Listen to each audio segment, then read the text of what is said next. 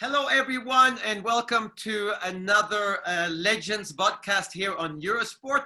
I am Mats Wilander, and today I'm very happy and excited to be joined by two friends of mine, two former great tennis players, Alex Corretja from Spain. I'm going to ask you how you are soon, and Gustavo Guga Kuerten, who's sitting in Brazil. So I'm going to go first of all, Alex, because you are the oldest, and ask you, how are you doing? How are things in Spain with this coronavirus situation? Well, hello. I'm so excited too. And I have to say, I am the oldest among Guga and myself, not with you, Mats, even if you look very young. Okay. We are getting better, I have to say. Things are slowly.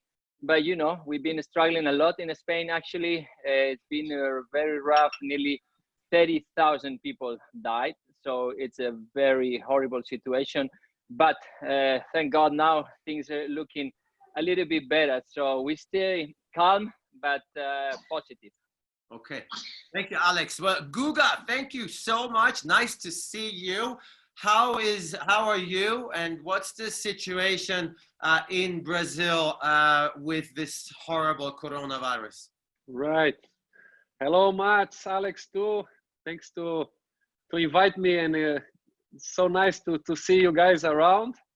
Unfortunately, we're having hard times. We're very crucial moment back here in Brazil as Corona arrived later. So now it's about the peak, and we don't know if it's still a little bit up to go. We hope, of course, this doesn't happen. But as we know, Brazil, it's a large country. That's many different situations, a lot of deficit generally all around. So with the corona coming out, it's a catastrophe. As you can imagine, it's been a worldwide like this, and we need to get together strongly to see if we become to have hopes at the beginning. You know, we still not able to find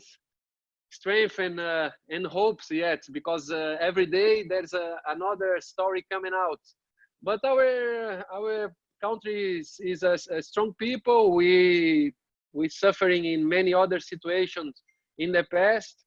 Nobody want to leave this, but it's the reality too. So we need to keep going. We need to have ourselves connected together, and somehow we will find a way. I'm sure we all gonna find a way to get better.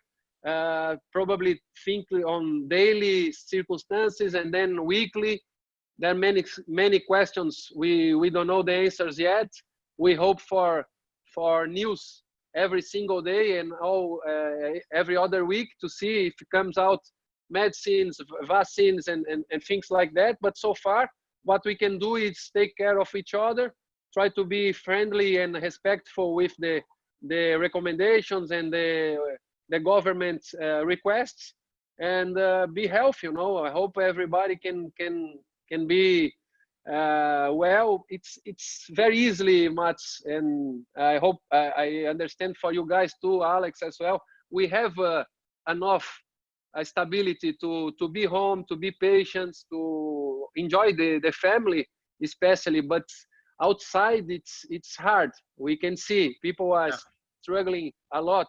We're raising a couple of campaigns connected with Brazilian athletes. All the guys, they got together to help out, especially Roger and Novak come along and help us chatting for a little while.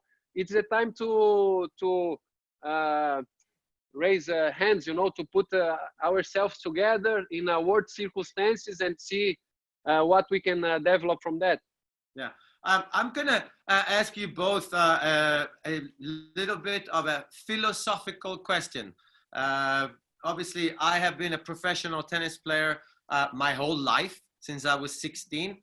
And I feel like I learned a lot of life lessons from the tennis court.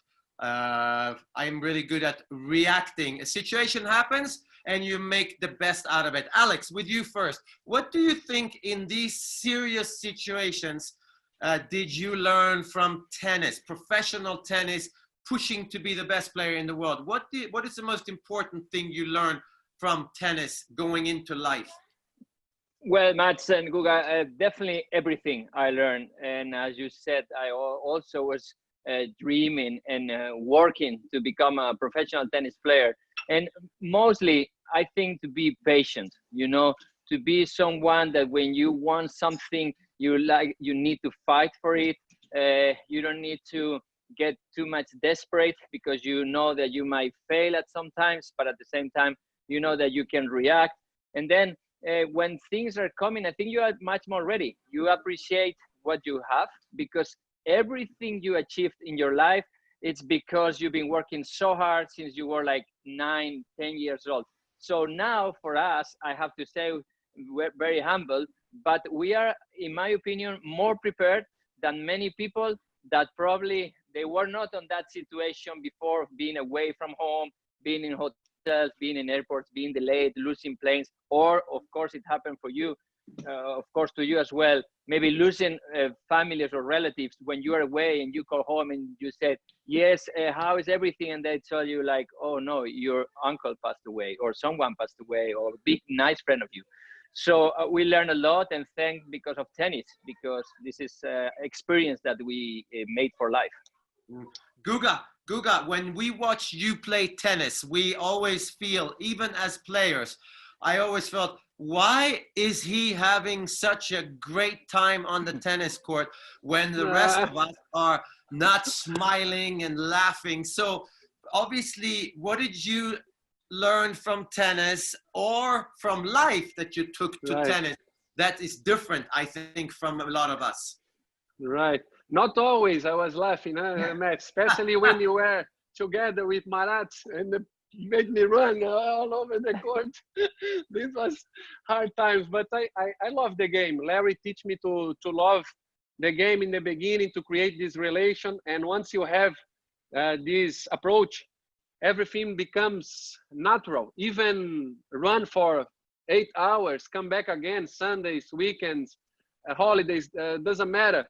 So on this point, I guess the resilience, the capacity of find power and generate energy to go ahead, and you're gonna have good days, bad times, you know, mixing up situations. We all have these circumstances, but at the end of the day, you go back home and you understand that you're gonna keep going and find a solution. You sooner or later it will come around. I guess the smiling on the court, it's because of the way I live. I try to find hopes and joy in all the small circumstances. At mornings here, we play with the kids. I make joke with my wife. I try to flavor life as I still a young guy, but knowing that I'm a father right now, but taking serious responsibility, but also take it easy, you know, that doesn't go for too over expectations or for too much. And I guess the reality is like this too. I guess we went for too far away. I wanted whatever, let's go. We keep we need more, and there's not enough, never is enough. And this way, it's no end. You're gonna, it's like how do you call when it comes from the mountain, you know, they just keep going. Avalanche. Snow avalanche. And keep increasing, and you cannot take care of this. So once I get to this at the core too, it becomes more gentle to myself.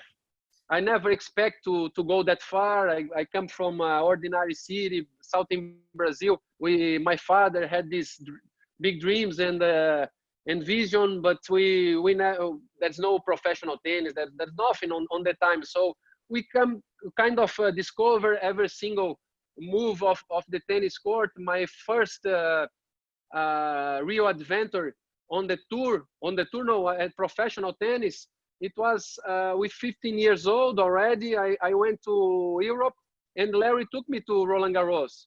This was the first time I saw on my eyes a professional tennis tournament. And I realized, oh, come on, what's this? It's a new universe. That's amazing. And of course, it makes a huge impact on my life. And my decision, on that day, I really told, and I knew I had to become a tennis player.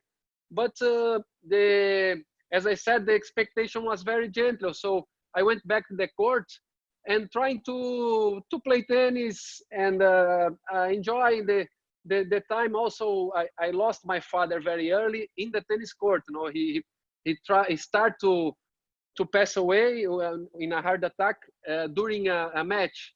I was a kid, 8 years old, and there was no other way than being nice. The tennis adventure. I had all this on my luggage, and I had to suffer on, and I need to. Someone forced me to go on. It would not happen. So that was the journey that we create. I guess Larry was very productive on taking me on this lead. He find out I was around 14.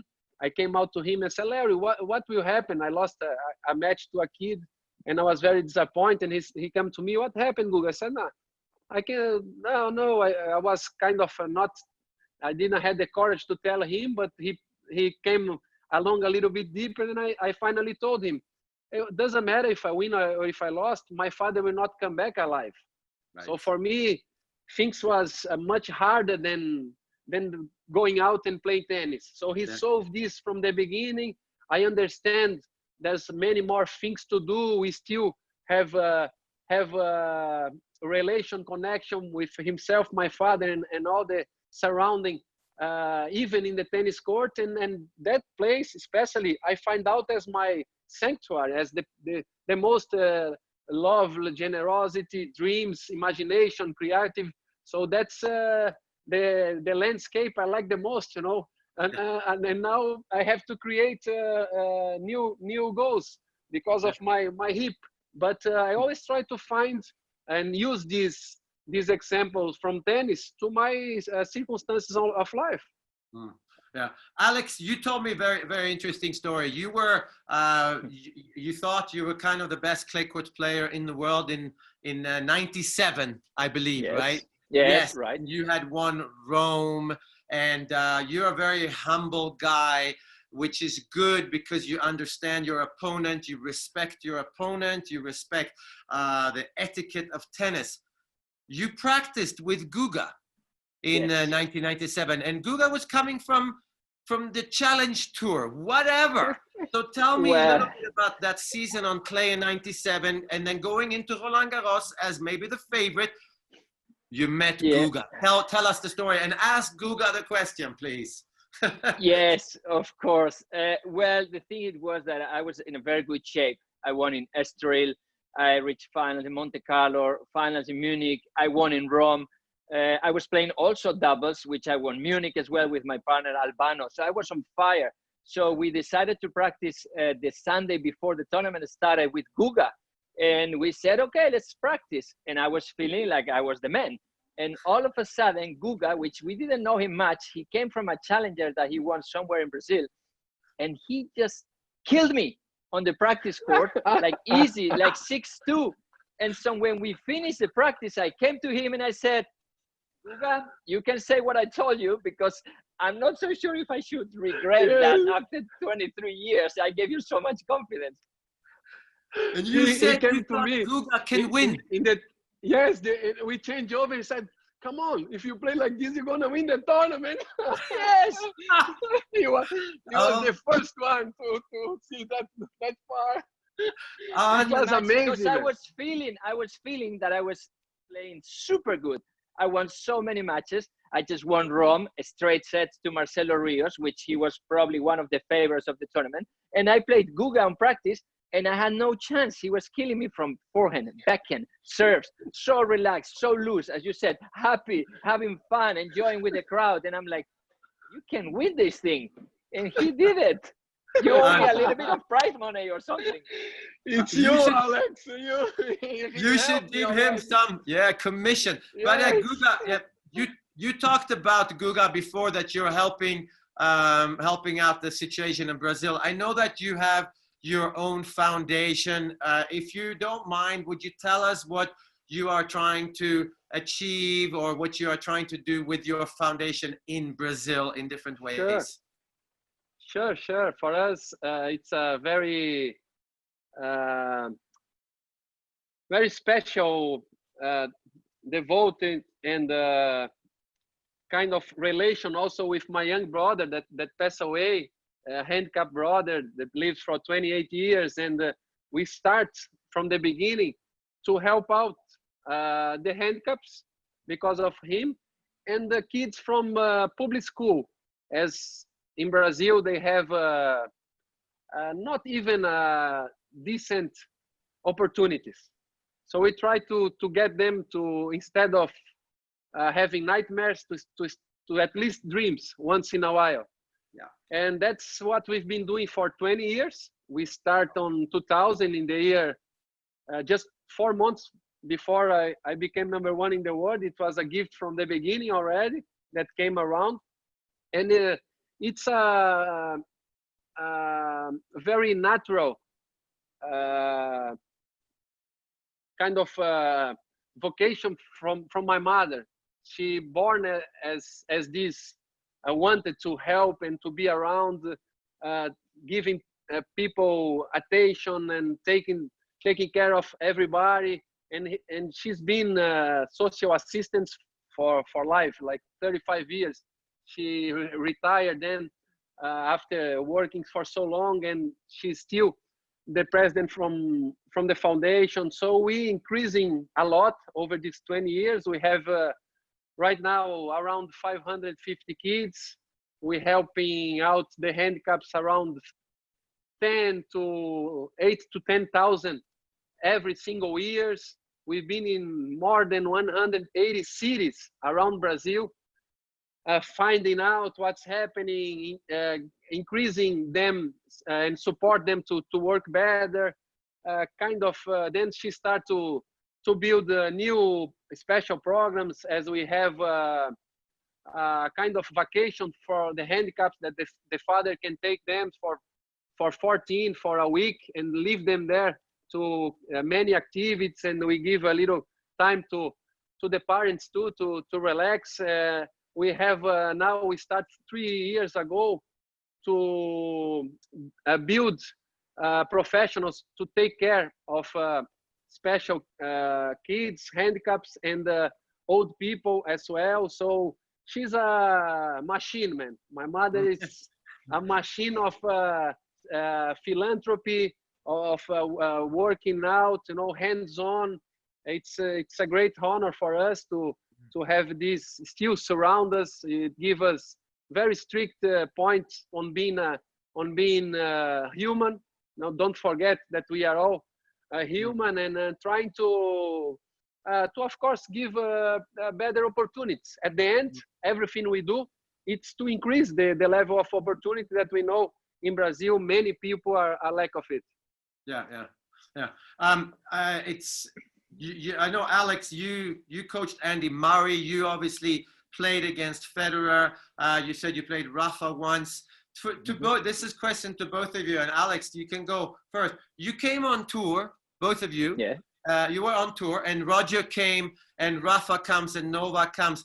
First of all, what is wrong with these three guys in your eyes? Because for me, they are superhuman, and there's where they born, Mats? Where they born? Not where human. Are they born? Which galaxy they born?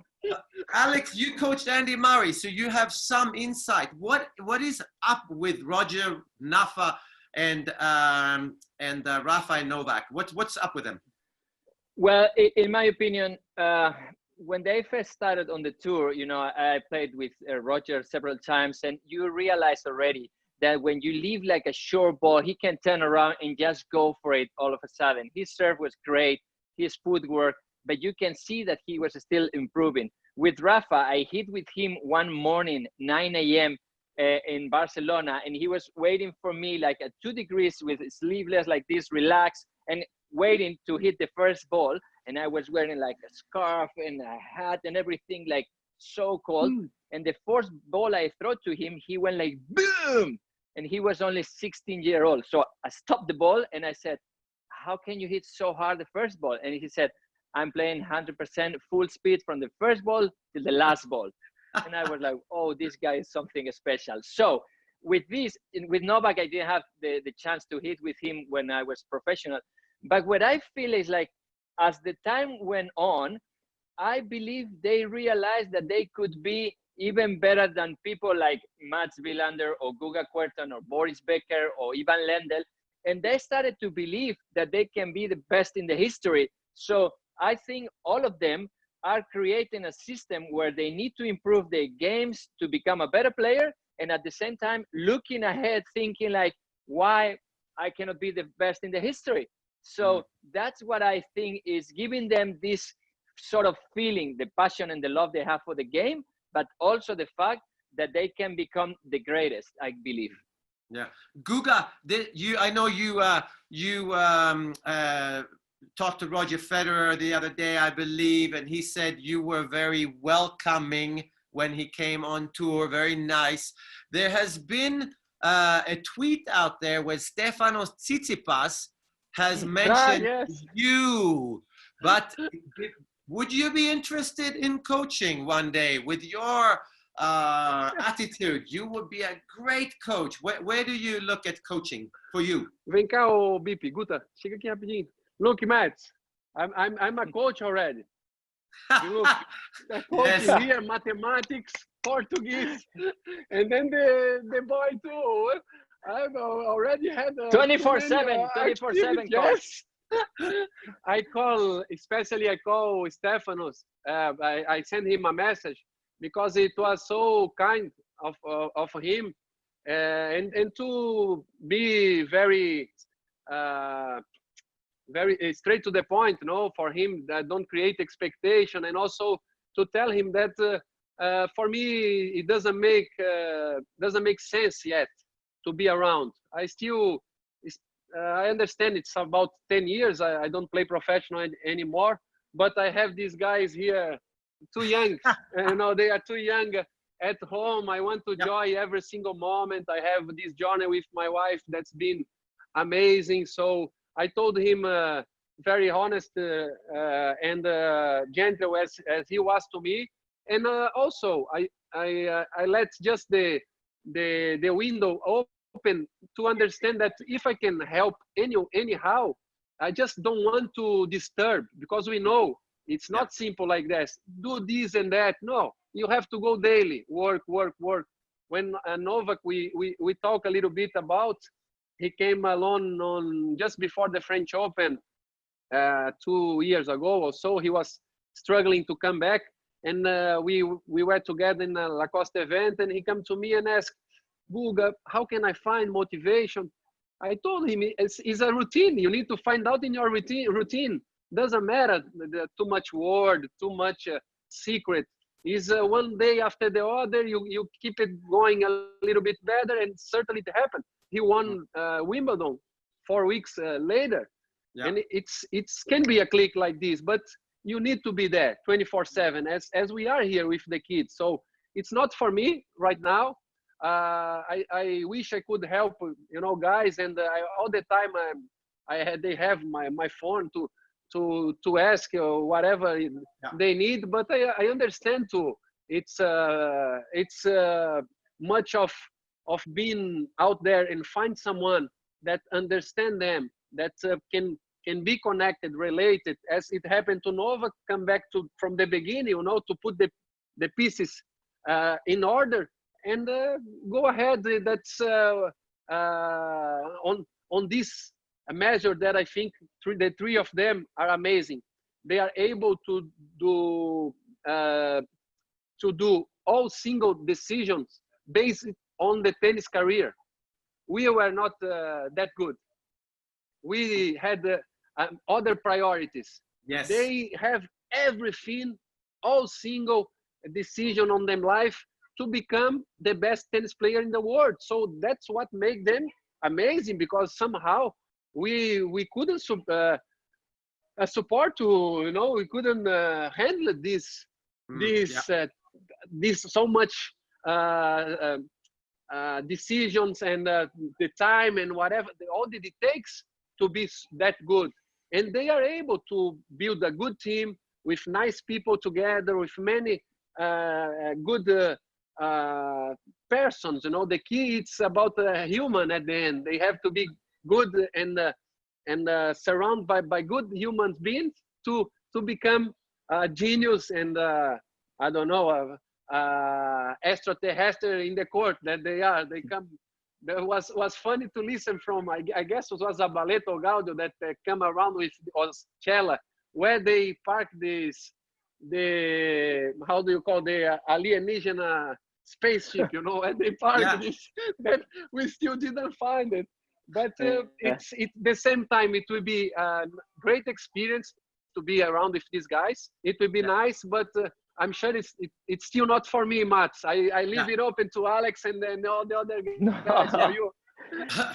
What do you think, Alex? What do you think? You are so involved. You love the sport. What about the next generation? We talk about Stefanos Tsitsipas, Denis Shapovalov. Where are they? Are they close? Who's the next player, Alex? Well, you know, I know you're the boss on this conversation. You know, I admire you so much, and I learned so much next to you. But I have one question for you, Mats, first, before that, and of course to Guga. I was lucky enough, and I worked so hard to reach finals of the French of Roland Garros. I tried my best, but how do you feel when you go in Roland Garros and both of you guys won 3 times? Do you feel like you are something special? Because me reaching 2 finals, at some point I feel like, well, I did something great. So Mats, please don't ask now, just answer to me, because I love to hear your comments about that. Now, yes, I feel special now because I realize how difficult it is. But at the time, it was an amazing feeling to have match point against Ivan Lendl in 1985 serving, and I know 100% for sure what I am going to do. This feeling before the match point is the best feeling I've ever had. So because I know that I have to serve to his backhand, and me, you have to believe this, is gonna serve and volley. Okay, I'm going to serve and I'm going to run to the net as fast as I can, and I'm going to hope that he makes a mistake. But the feeling of knowing this is what I have to do for sure, there's no question. And then it works. So it works. You win the French Open. The next day is Monday. You have too many beers for celebration or champagne, and you feel not that great. And then you go to the grass courts in Wimbledon, and you feel horrible. For 1 month. Horrible. So for me, it was about the process, Alex. The process of winning. That was very fun. Guga. For me, it was at the beginning was, you know, the world upside down, because I came around, I didn't know what it was. Roland Garros, I won, and still just become the happiest guy in the world. But I had no idea how is to win the tournament. So the second time I won, it was okay. I understand now. It takes a lot of effort. And of course, it make me feel, and especially that year, it made me believe that I was able, and I really had I was ready to become #1 in the world. What happened in the end? So for me, it always gave me a better and solid sureness about myself, connected and related with these guys. That was kind of scary, you know, especially Pete. How can I be comparing myself with him? So after I won the second one, I said, okay, I can battle with Pete, and somehow at the last tournament, I beat him in the first time. And also strange because once it happened to that we played together, Alex, the third time, it was the most scary first set I had in the final. We will go to that. We will go to that. Let me breathe now. I was trying to enjoy what you felt, not when you beat me. Okay, okay, we passed this already. But we go because I'm sure that Mats is ready with some interesting question about that. Okay. But if I can go with little answer about the next generation, Mats and Guga. I go in the and then when I become a 3 times champion, it kind of 3 months later I couldn't play tennis anymore because of my hip. Yeah. So it was very strange. It could have happened 3 months before, man. No. I knew it was too hard. Then I draw the hard. It was very strange for me. I wasn't able to play my best. If I go back in age circumstances, I should become much better the next years, and I certainly dropped 20-30% of my tennis. So and the third one, I didn't had any other new hopes as I usually had on the past one. So the third didn't give me any special things until these days. As you said, if I look back and also look at the Rafa, knowing, oh, okay, I can feel terrible, but I feel even better because I said, come on, it's only him that wins everything. Yeah. Imagine who will be the next one to win 3 times. If we have Rafa, we know. So it's it's kind of a balance, of course. But once you go away on time, I think it's more gentle. You look back more, harmonic way, and you are able to appreciate it, better the details, of course. Yeah. What do you, Alex, you too, because I think Spain is very connected to South American tennis. So a little bit, you have had an amazing number of players in Spain with you and Bruguera, and the list goes on, and with Rafa, whatever. And I think it's connected to South America in tennis a little bit. Where is Spanish and South American tennis after Rafael, and South America now? Where is South American tennis? We don't have any more Gugas, Alex. Well, that's going to be difficult. It's like having Gugas or Rafas. We believe it's going to be literally impossible because they are unique. Not only the way they play, the way they behave, and everything they do off and on court. And I think Spanish tennis, they will struggle a little bit after Rafa, of course. I'm not going to mention, not in a bad consideration, but a little bit like what happened with you guys in Sweden after you, Stefan, and all the guys, Joachim, etc., or Germany with Boris, Steffi, Steve. And so because they raised the bar so high that winning one Roland Garros or one US Open or reaching semifinals or finals, it might be not enough, and they might feel like it's never good for the spectators. And the charisma that Rafa, all the other guys, or Moya, Ferrero used to have, it's going to have so much pressure for them. And I hope they will let them go their way, because if not, we always compare and who's better. And if you play, if you win here, if you win there. In my opinion, we all had our careers. We all had our moments. And we don't need to compare. I think it's nice to have reference, like, okay, I want to become like someone like him or the other, but it's yourself, and you are your own. And it's nice to look at David Ferrer, the way he plays and the way he fights.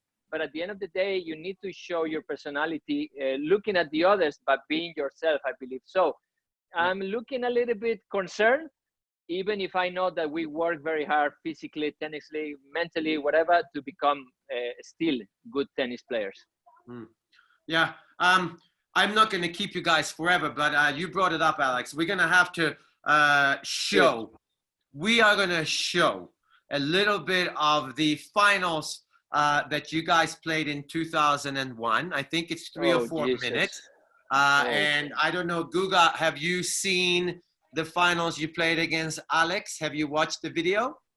A little bit, not all match, but they showing a little bit of the match back here in Brazil. So I saw a couple of games.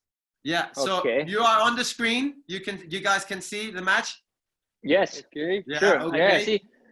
My first concern, Matt, is like I'm looking at Guga, and he looks the same as he is now.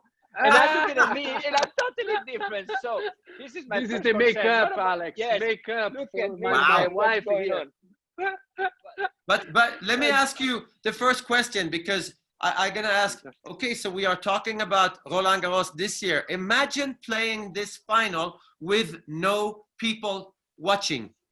So how could you play this final with no people watching? This is what they are thinking in Roland Garros. Maybe.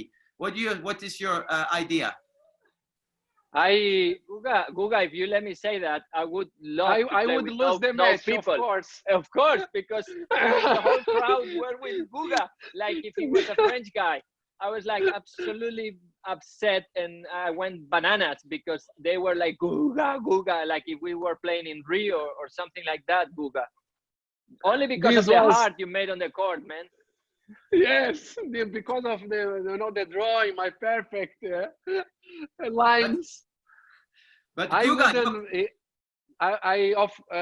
At the end, we all professional, and if the tournament runs on, you need to get yourself motivated to play. But I wouldn't. I can't imagine. I asked even Roger and Novak if we could call this a dream, a nightmare. What will be these circumstances? For me, it will be very different. It's not what we experienced back on the court. Yeah. But you know, Mats, they just showed Mats. They just showed probably one of the worst moments of my life, because it was like missing like a backhand down the line, which it went half out centimeter for inches. Go up a break and serve for the second serve with the win. And Guga told me like a few years ago, he said, "Oh, if you won that game, you would have probably beat me." And I'm like, "What? Are you serious about that?" Surely, not probably. Surely, if the ball was come on. But I was wrong. I thought this was from returning of serve, and now it was the first time that I saw this point. So it was the third or fourth ball we play each other. I saw the backhand too, Alex. Come on. He's still scared if this ball goes in or not. But 1 centimeter can make a half a difference in your career. Can you believe that? I'm just realizing now. I'm not so sure if stay happy on this conversation or start crying, Matt. What do you recommend me? What do you feel? What do you guys feel about the Philippe Chatrier tennis court compared to other courts? Because again, we're hoping Roland Garros will be played. What's the feeling when you walk on there, Guga? It's the best place in the world as I could be as a tennis player. For me, it's Roland Garros. It becomes religion. It's part of my life. It's devoted. It's over the lines, Mats. So I was very excited to know how they will build the stadium with the roof and everything. Doesn't matter if they change everything, they put down and build again. Just the way it shows up to me, as I told you in my life, the first time I step in and went to discover what it is, Roland Garros. It was basically a new world that opened up in front of me. And then, of course, 97, it became explosive as the best dream it could happen, become real in 14 days. And certainly, it still increased over the years. And it's rare because somehow, it goes up, but then it goes down and then quiet down. And certainly, it become a new award again, something magical come around. And I didn't know, as I told you, that would be my last title, 2001. I told you I had many chances in the future. If I go back in that day, winning 3 times, just back in the locker room, I was already planning in the next one to come. But somehow it was, you know, the emotion against Russell and the match against Alex to build the heart, to give at least try to be as clear as I could that this place for me, it's magical, it's unique. It's, if I have to choose a place to be at home, it's there in the center of Yeah, incredible. Alex, when you see these pictures and you know the feeling of playing in the finals, which of the young players do you think this comes natural to them, that will enjoy Philippe Chatrier? We talk about Stefanos Tsitsipas, but which one of the young players, because it's not about tennis, it's about enjoying this environment. Which of the young players are you really looking that will, enjoy, like Guga is saying, just love the place?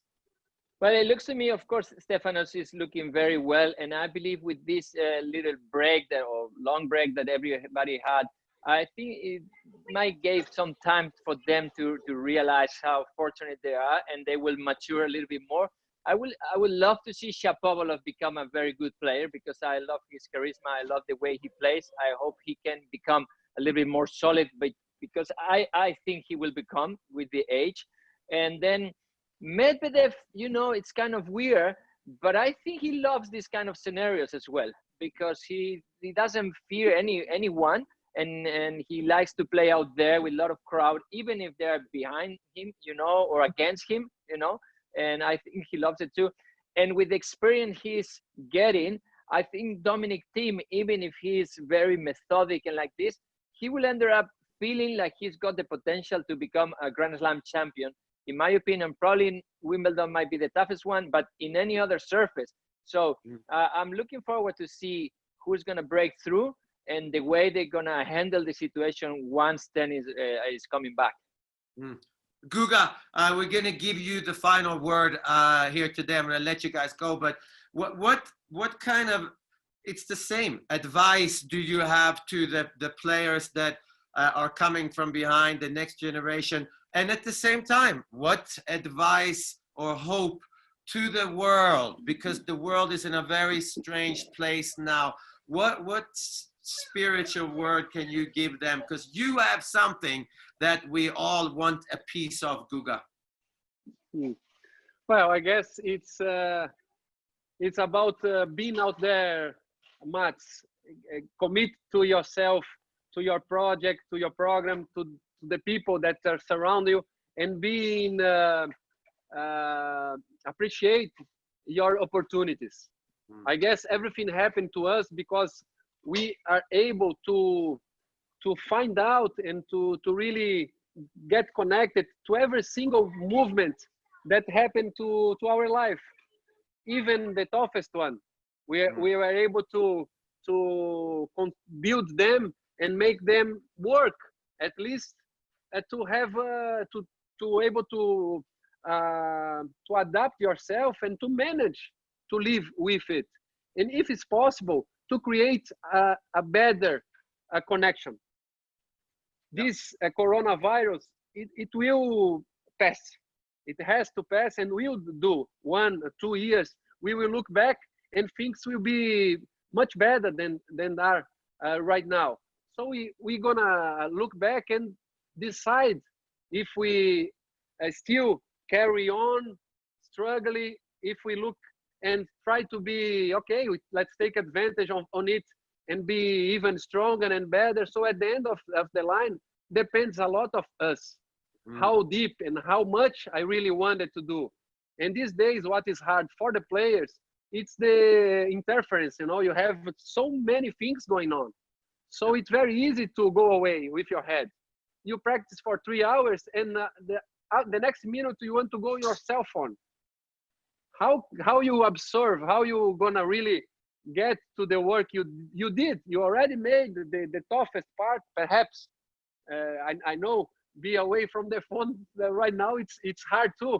But it's so many influences that they have. It's a worldwide circumstances floating on them head, that the players that are able to be more isolated and connect himself to the court, to the hours of work, to build and to put all the effort on this measure, that's, I believe, the gap they create, Roger, Novak, and Rafa create from the other players, because they didn't born and they didn't build themselves with this much of information and technology. So they are able to handle it easy. They go out there, they know what to do. They are not so much, they don't need to be all around the world. Otherwise, it's impossible to do that much so well. You need to focus a lot on what is the most important. Right now, if you take on our life, it's really to be respectful, to understand what's our role, even being here trying to helping people. I need to know what will be better and what is my limitation on doing, and over this limitation, what can I do to still get inspired or rising campaigns or whatever, helping people out. So it's a circumstances that give us new problems, new also adventures and things to discover, but also we come out with solutions. We always do, and this is what we need to maintain the hopes. They believe in each other. If we fell apart, if we give up, there's no more chance. So we need to stick on, keep on fighting, believing that the fate, the things that we don't see, that you go there, but we know as a tennis player, we create and we materialize things before it happens, as you told, and the match points against Wilander. So we need to do this even in the worst circumstances. It's very hard. For us, it's easy, as I told you, but outside, it's very hard. People are suffering a lot. People are dying, thousands, millions of people. But we need to be convicted. We need to fulfill ourselves with hopes. It's the toughest part. You are laid down, you are cracking down, but that's the only way to do so. And at the end, I believe if we created, as I said, a relation that it starts to become easier, a little bit more gentle, and ends up in a new way of living, in a better way of living, then it's a winner. Then it's a Grand Slam victory that we will able to research and find out for all humanity. Guys, thank you. It sounds like we learn from our past, prepare for the future, but most important is live in the present moment. And that's what you guys are doing. I love it. Love to talk to you too. Take care. Great to see you both. Alex, we'll see you soon. Guga, I hope I see you soon as well. To everybody listening here on Eurosport, thank you for listening. Have a wonderful day. Be safe and hopefully stay healthy. Bye, everyone. Thank you. Bye-bye. Thank you. Bye.